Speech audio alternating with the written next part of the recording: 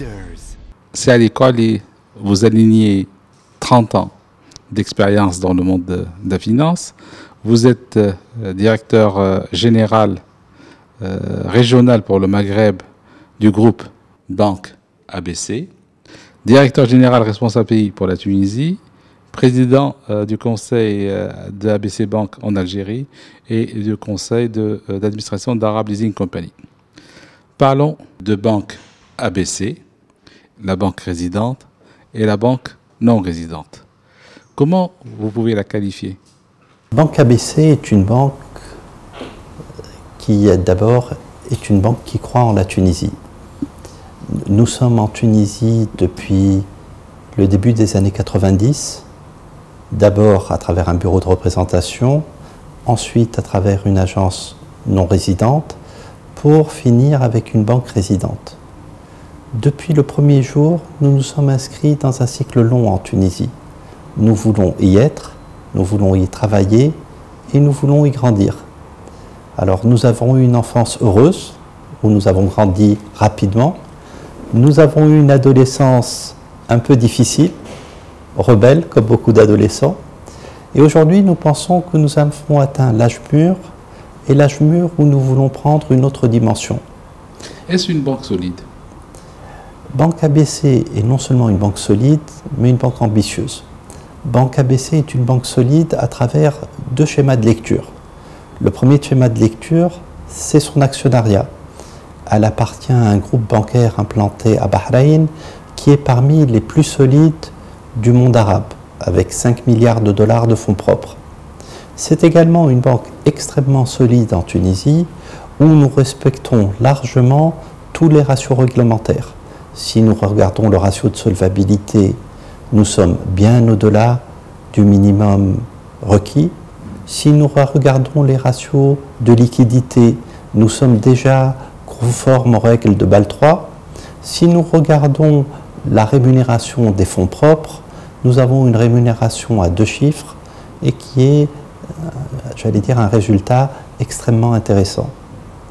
Ambitieuse, mais on ne voit pas beaucoup d'agences en Tunisie. C'est vrai, notre nombre d'agences est limité. Il est beaucoup plus important qu'il ne l'était il y a 5 ans. Vous l'avez triplé. En 2010, quand j'ai pris la tête de ce groupe bancaire en Tunisie, nous avions 5 agences. À la fin de cette année, nous en aurons 16. Les agences, c'est quelque chose d'important, mais aujourd'hui, on peut être au contact du client à travers des agences physiques. Nous pouvons être au contact du client à travers ce qu'on appelle des canaux alternatifs, via le téléphone, via Internet ou via les nouvelles technologies. Et nous essayons de servir le client à travers tous ces points d'entrée. Très bien, mais les 16 agences se concentrent sur le Grand Tunis. C'est un choix? C'est un choix délibéré. En 2010, nous avions, comme je vous l'ai dit, 5 à 6 agences, dont une à Sfax, une à Sousse. Par la suite, on a utilisé la stratégie napoléonienne ou la stratégie qu'Hannibal aimait mettre en place. C'est-à-dire, quand on a des forces limitées, nous essayons de les concentrer. Nous, nos forces étaient limitées au début des années 2010 et nous avons décidé de les concentrer sur le Grand Tunis en faisant un maillage assez dense du Grand Tunis. En termes stratégiques, vous offrez aux particuliers, à l'entreprise, des crédits tout en respectant leur capacité d'endettement et aux entreprises non résidentes des solutions intelligentes de financement? Parfaitement. Sur le marché tunisien, nous essayons de travailler l'entreprise et le particulier. Le particulier, nous avons des exigences assez, j'allais dire, restrictives, où nous veillons à sa capacité de remboursement et nous veillons à ne pas le surendetter. Quand il s'agit du monde de l'entreprise, nous ciblons essentiellement les grandes entreprises et les entreprises exportatrices ou importatrices, à qui nous proposons des crédits, à qui nous proposons des opérations de hors bilan, ouverture de lettres de crédit ou émission de garantie, à qui nous offrons également des opérations de trésorerie et de change. Nous traitons aussi avec des entreprises non résidentes, soit implantées en Tunisie, soit implantées à l'étranger, à travers notre structure non résidente qui est en Tunisie. Et sur toutes ces activités, nous sommes à peu près 170 personnes à servir cette clientèle en Tunisie. Évidemment, votre objectif pour 2017, c'est de croître davantage. D'où allez-vous tirer cette croissance? Notre objectif en 2017 est avant tout de bien servir le client. Nous ne pensons pas qu'être grand est un objectif dans l'absolu. Nous pensons que servir efficacement le client est un de nos objectifs premiers. Pour nous, le client est notre raison d'être. Nous sommes une société de service, nous sommes là pour le servir. Et c'est sa satisfaction qui nous nourrit émotionnellement et qui nourrit également notre résultat. Après, ce que nous essayons d'être, c'est sur chacun des marchés où nous sommes, d'être un leader. Et donc peut-être que nous ne serons pas les plus grands dans l'absolu, mais sur chaque segment dans lequel on travaille, on voudrait être la référence du marché et parmi les 3 acteurs les plus importants. Maintenant, vous allez chercher de la croissance externe? Nous allons chercher la croissance partout où elle se trouve. D'abord en continuant à tenir une croissance à 2 chiffres d'un point de vue organique.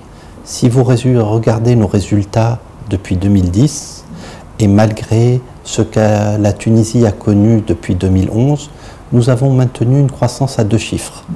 Quand la croissance de l'économie était de 1%, voire moins, avoir une croissance à 2 chiffres tout en maîtrisant ses risques était un objectif ambitieux et un objectif qu'on a réalisé. Au-delà de notre croissance organique, nous sommes à l'affût de toute croissance par acquisition. Et demain, il y aurait la possibilité d'acheter une banque en Tunisie. Nous regarderions ça attentivement. Il y aurait la possibilité d'acheter des bouts de banque, des bouts d'activité ou des agences de banque. Même une agence de banque? Même une agence de banque. Avec son personnel et ses crédits? Avec son personnel et ses crédits, ça peut être pour nous une voie pour grandir. Ça peut être aussi dans le domaine de la finance au sens large, une entreprise de courtage, une entreprise de leasing ou une entreprise d'intermédiation. Et vous êtes à l'affût de bons projets à financer? Nous sommes toujours à l'affût de bons projets à financer. Mais là, c'est un travail à 2. Nous sommes là pour financer et les entrepreneurs sont là pour nous les proposer. Et force est de constater que les entrepreneurs qui nous proposent des projets ambitieux depuis quelques mois ne sont pas très nombreux. Et c'est quoi un projet ambitieux pour vous, rentable? Un projet ambitieux, c'est un projet qui peut créer des emplois. Un projet ambitieux, c'est un projet qui peut créer des revenus. Un projet ambitieux, ça peut être un projet qui peut rajouter une plus-value à la Tunisie. Par exemple, financer une flotte d'autobus vertes est un projet ambitieux. Financer une ville nouvelle est un projet ambitieux. Financer une acquisition dans un autre pays hors de Tunisie est un projet ambitieux. Nous sommes là pour suivre tout ce type de projet. S'il y a un jeune intelligent, entrepreneur, qui cherche un bon projet en Tunisie, quel conseil lui donnerez-vous? Ou quelle piste ou quelle orientation sectorielle? Je le conseillerais de travailler dans un domaine qu'il connaît, dans un domaine qu'il aime.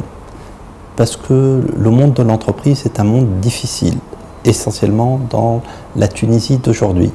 Mais s'il croit à son projet, s'il a une expérience dans ce domaine, alors je pense qu'il aura les moyens de réussir.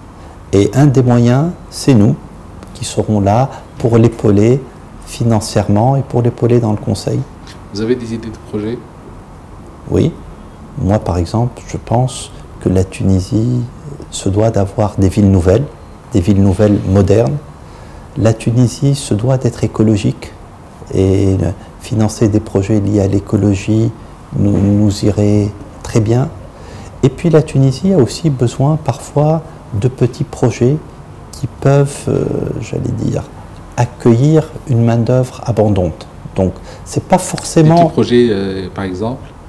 Par exemple, beaucoup de petits projets liés au commerce de proximité ou aux travaux de proximité. Une petite entreprise d'électricité serait un très beau projet à financer. Demain, un centre de loisirs, c'est un très beau projet à financer. Après-demain, une école privée, ça peut être un très beau projet à financer. Mais même des projets liés à l'État en tant que tel sont des projets qu'on regardera attentivement. Demain, un échangeur routier est quelque chose qu'on se doit de voir. Après-demain, financer un dispensaire est quelque chose qui est intéressant à voir.